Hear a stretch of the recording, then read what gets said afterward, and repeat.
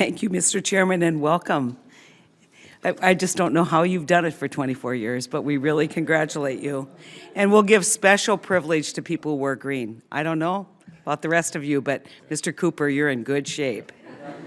Mr. Chairman, thank you so much for holding this hearing. This is a really quite heated topic here in Washington, D.C., and I think it's always good to get diverse opinions, always good to re-examine the law, always good to try and figure out kind of where we are right now. And so I just want to make a few opening comments, but I look forward to the dialogue. When an agency gets a law from Congress to execute, sometimes, in fact many times, sometimes there's only one clear way to interpret or approach a statute, but that typically is not the case. In those situations, agencies have to do their best job in determining what was, in fact, legislative intent. As I've said before, the legislative branch needs to do a better job when we write laws. For various reasons, we are not always clear in our intent or our expectation. Maybe it's because we don't want to make the decision and we want to kick the ball and the can down the road instead of actually doing the job that we were elected to do, which is resolve difficult issues of public policy. I think that when we fail to consider a detail in the bill at all, it becomes very difficult for agencies, very difficult for courts. And so my first plea would be that we do a better job, and in fact, when we find ambiguities, that we legislate.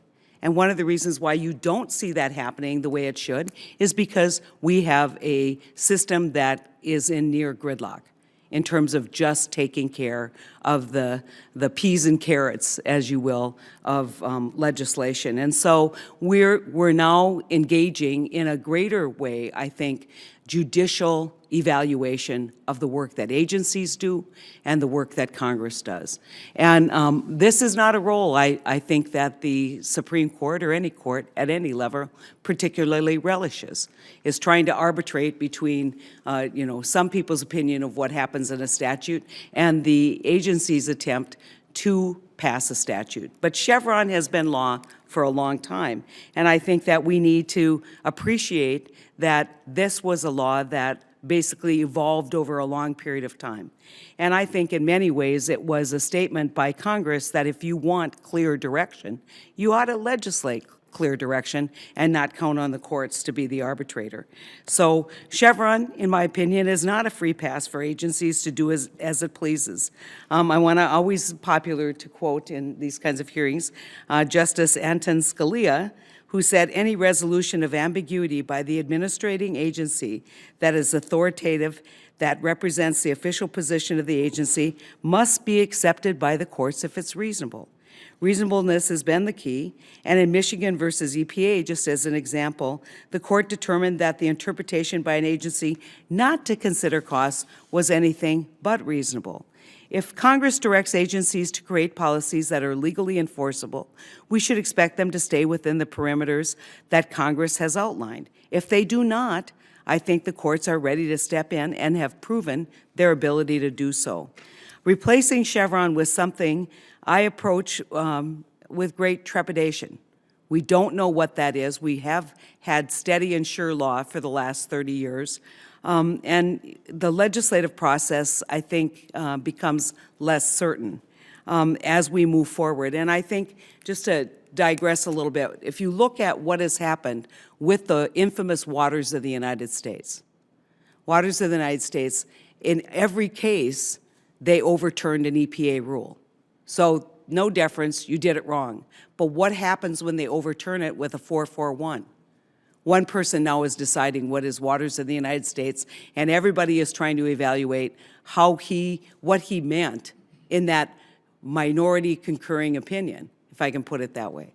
And so it has created great disruption. We're now back in the same vein. Instead of Congress legislating, we continue to rail at the evils of judicial review, the evils of agencies, the whole while when we should be pointing back at ourselves and say, what is the evil of not legislating in a clear manner what we intend to mean, especially when it's as important as a jurisdictional standard of waters of the United States? Is it's mind-boggling. And I think in most states you don't have these problems because legislators tend to take their responsibilities seriously. And so I'm very interested in this topic, very interested in how change would look for the courts. This is a court-adopted doctrine over a long period of time. They've refused to overturn Chevron. There's probably reason for that, even conservative courts. And so this is going to be hopefully a great discussion, but I'm going to be asking questions about how would a change be effectuated and how would a change be realized. And if you are going to have courts that have complete de novo jurisdiction, do we have enough courts to evaluate all the facts? And so with that, I turn it back to the chairman and look forward to the dialogue. There's not the ability for the court to be able to step back and say this is unclear at this point, that Congress needs to give greater clarity on this. And so we can't move beyond this point of what has been done until we get greater clarity. Going back to the ranking member's statement before, that Right. Congress has the responsibility to be able to define this. If Congress failed on its responsibility, shouldn't Article 3 push back and say Article 1 needs to do their job? Yeah, I think there are two approaches the court might take if it shared that concern. One is one in the setting where the regulation applies directly to private conduct, as opposed to a regulation that tells the agency to do something and then the agency, a statute that applies to the agency. There's a due process issue, right? A really vague statute, like a really vague regulation, if we just don't know what it means, it's unconstitutional under the Due Process Clause, and that could be a regulation or a statute. But the more common Chevron setting is we're talking about what this term means, that the agency applies to the agency, and then it's just a non-delegation issue. How strong, what you're suggesting is a non-delegation doctrine with teeth. The court saying to the Congress, you just didn't decide the question, go back and do it right. And because I think in the court's experience, many times when they do that, they don't get an answer. I mean, I'm going to point you to a case that I was involved in called Quill, famous multi-state tax case. Congress, or the court, deferred to Congress and said, yes, we can make a determination whether this is in violation of the Interstate Commerce Clause. We're going to do that. But the Congress has control over the Interstate Commerce Clause. That case was decided in 1992. We now have had a whole growth of remote sellers accessing markets in competition with other sellers and no answer. And recently, Justice Kennedy, in a concurring opinion on a tax anti-injunction case, basically said, we're tired of waiting for Congress. And so you take a look at all these contentious issues, whether it's Dodd-Frank, whether it's the Affordable Care Act. They are full of ambiguities that, quite frankly, if I were on the court, I'd be tired of cleaning it up. I'd be tired of hearing it. I'd be saying Congress isn't doing its job under delegation. Now, Mr. Cooper, you said something that I thought was really interesting. You said this is binding on the Supreme Court. I had to laugh when we were talking about Cardozo, because every first-year law student loved reading a Cardozo opinion because they were all so well-written and fun. So he's fairly famous for first-year law students. But also first-year law students is none of this is binding. Chevron's not binding on the Supreme Court. Supreme Court could reverse Chevron tomorrow. They could change the doctrine tomorrow, right? Can we all agree as lawyers that's true? True. So why don't they? If it is in violation of the Article 3, which should be the province and the concern of the Supreme Court in terms of their range of responsibilities, why don't they reverse Chevron? They've been asked many times to do that. And it's been conservative and liberal courts that have dodged that question. Ranking Member Heitkamp, I really find that many of your comments resonate very, very well with me. I completely agree that much of the problem in this area has been Congress's. It's right here. It's Congress's inability, really, to focus and answer difficult political public policy questions, and that has led to, in the absence of a non-delegation doctrine, Mr. Chairman, essentially, to wholesale legislative lawmaking at the agency level and in a way that I do not believe is consistent with our separation of powers. You are right.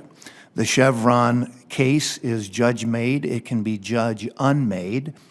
I can't really tell you why it is that the courts have, in my opinion, through Chevron, through Seminole Rock, abdicated their judicial responsibility.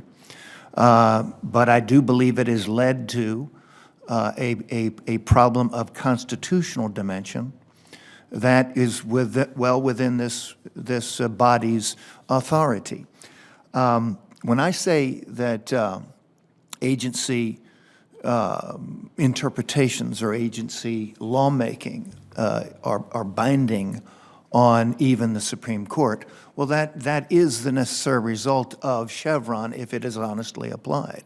If you are deferring to an agency's decision. But if the court did find that in violation of Article 3, wouldn't the court make a correction? Wouldn't the court reverse Chevron? I mean, Yes.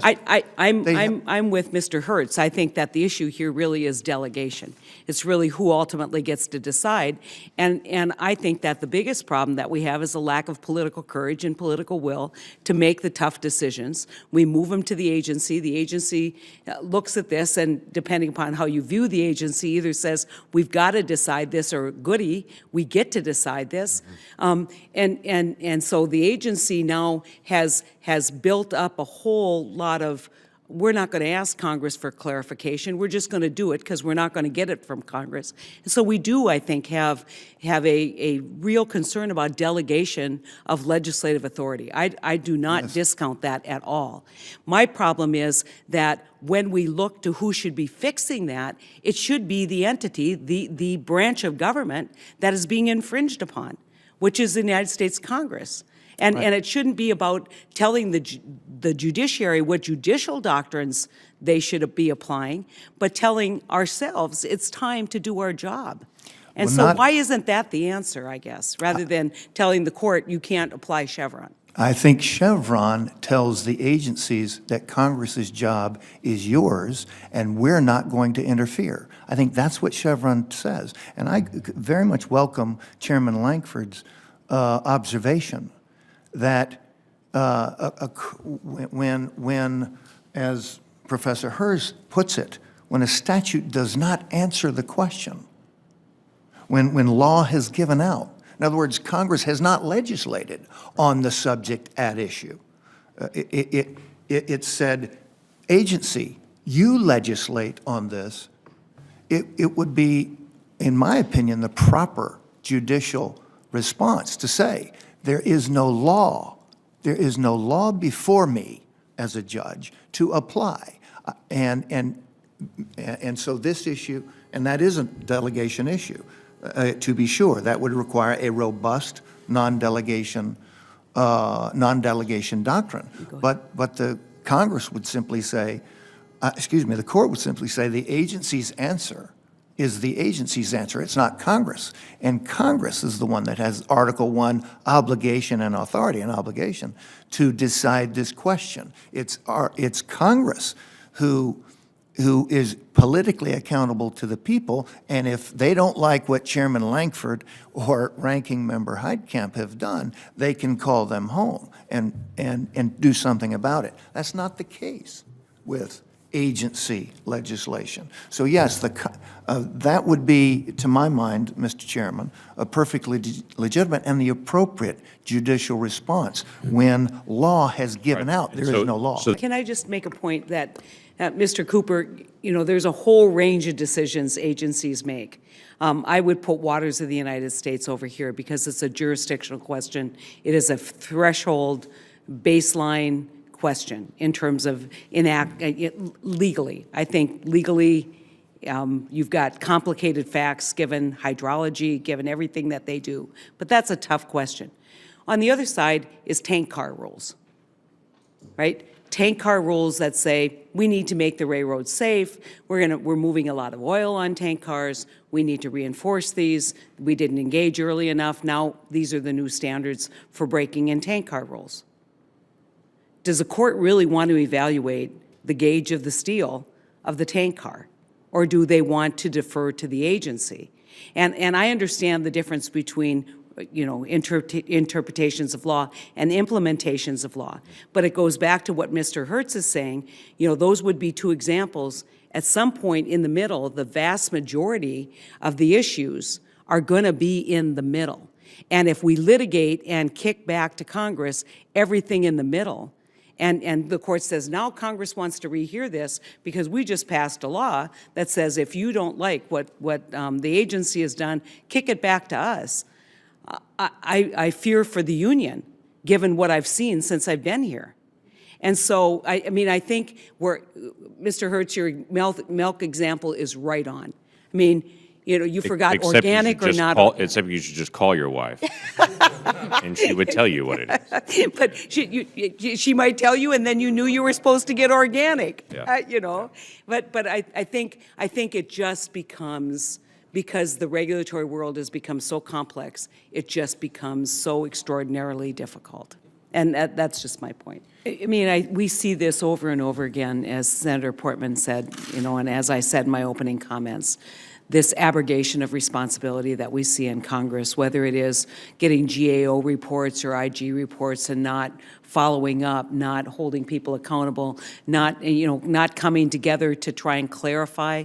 Think about the cost of the litigation of waters of the United States. And we're operating in uncertainty. A lot of people are happy for the stay. I'm happy for the stay. I have a bill that changes this. It's become so difficult to actually legislate in a toxic environment. But the one point that I want to make is that so many people look at this as a partisan issue. This is a structural issue. This is a constitutional issue, and you have to balance it. And you can say, well, this is all designed to get even with somebody's agencies. But I go back to the Massachusetts case that directed EPA to begin to look at regulating carbon. They made a decision. That decision wasn't given deference, and now we're in the Clean Power Plan regime. And so this is not, I want to just make that point, this is not about partisan politics. This is about the balance of authority and power, and as we live in a more complicated world with less ability to kind of make simple decisions here in a complicated environment and hand over those simple decisions, say, good luck, good luck. I think the fair amount of agencies who would be watching this would say, look, you didn't give me enough direction. You want me to do my job and regulate, and you haven't told me what to do. And so what am I supposed to do? Just throw up my hands and say, not going to meet the statutory requirement to get these regulations out in time, so I'm going to get dinged on that. But I don't know what you intended, and this is a lot more complicated, and we can't take it back. And so want to just say this has been very stimulating, and I think we will continue this discussion. But I want to put it in the context of this is not a liberal conservative decision. This is a constitutional issue about balance of power and delegation, and we approach it that way. We may not agree. I quite frankly think if the court doesn't like Chevron, reverse it. Give us a different standard. I don't feel obligated to reverse Chevron for the courts. The courts can reverse Chevron, but I do feel obligated to start identifying those areas that we in Congress have an obligation to clarify these ambiguities and take that responsibility seriously. And so, thank you. You've been a very engaging and enlightening panel. It's all about staying in your lane. What is the lane? And we haven't defined the lane. I agree with Professor Hertz. We have the ability to do that, but so does the court have the ability to decide, and probably with more certainty and quicker. And I think at some point here, they're going to have to revisit Chevron and either make the modification or the clarifications that give the message that this is not unfettered discretion. You do not have unfettered discretion. And I think a lot of people who look at Chevron say that's what Chevron means. You just check the box. Well, there's hundreds of cases out there where Chevron applied resulted in the overturning of a rule or a regulation. And so we can't say that it's unfettered discretion. And so the question becomes, how do you fix a problem of overreach? How do you fix a problem of lack of clarity? And Congress has to do its job, which is to legislate and protect its prerogatives, which is in fact legislating and not over-delegating the responsibility. And so, you know, rather than telling the courts what to do, I'd like to have a discussion broadly with my colleagues about what we're supposed to be doing, because I think that's really where the rubber meets the road.